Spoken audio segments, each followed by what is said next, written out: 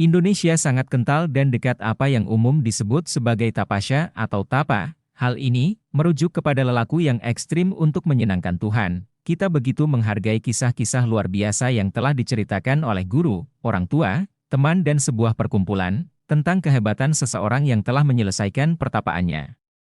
Jika kita tidak terlalu sibuk untuk menggali budaya nenek moyang kita, sudah hampir dipastikan bahwa kita pernah mendengar kisah sejarah yang menyatakan bahwa banyak sekali raja, kiai, dan tokoh spiritual yang dulunya menjalani hidup sebagai petapa terlebih dahulu, sebelum menjadi sehebat yang diceritakan.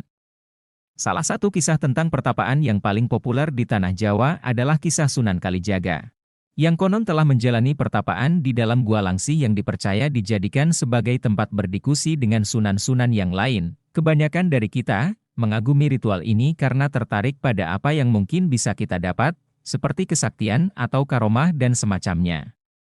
Namun kita jarang sekali untuk tertarik dengan tujuan terdalam dari sebuah pertapaan untuk kemajuan hidup kita dalam bermasyarakat.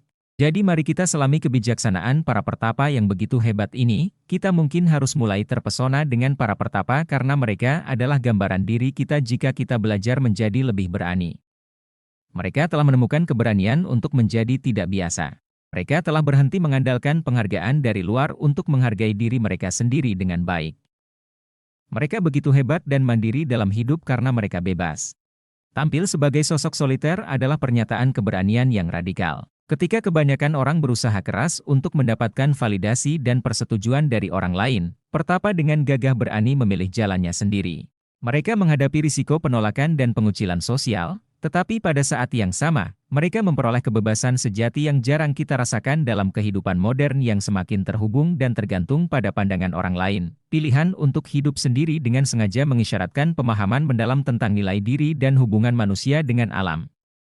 Pertapa memilih untuk menarik diri dari hiruk-pikuk dunia dan mencari kedamaian di dalam diri mereka sendiri dan alam di sekitar mereka. Dalam keheningan dan kehampaan, mereka memiliki kesempatan untuk merenung, mempelajari alam, dan menjalin hubungan yang lebih dalam dengan diri mereka sendiri. Namun, pertapaan bukanlah pilihan yang mudah. Terlepas dari romantisme dan pesona yang terkait dengannya, kehidupan soliter juga membawa tantangan tersendiri.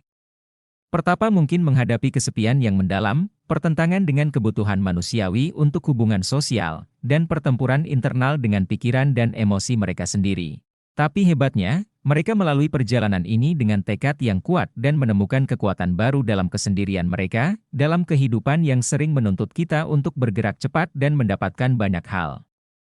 Kita bisa dapat belajar banyak dari sikap para pertapa.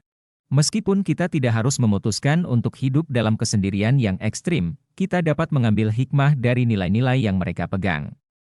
Para pertapa ini memberikan kita banyak petunjuk tentang pentingnya pencarian kedamaian dalam diri sendiri, menghargai nilai-nilai batin, dan menentukan jalan hidup yang sesuai dengan nilai-nilai yang kita anut, daripada harus hidup dengan kontrak sosial yang sebenarnya tidak pernah kita inginkan. Oleh karena itu kesendirian, ketika dipahami dan diterima dengan bijak, dapat menjadi ruang untuk pertumbuhan pribadi, refleksi, dan pencarian makna yang baik untuk pertumbuhan baik itu sikap maupun spiritual kita.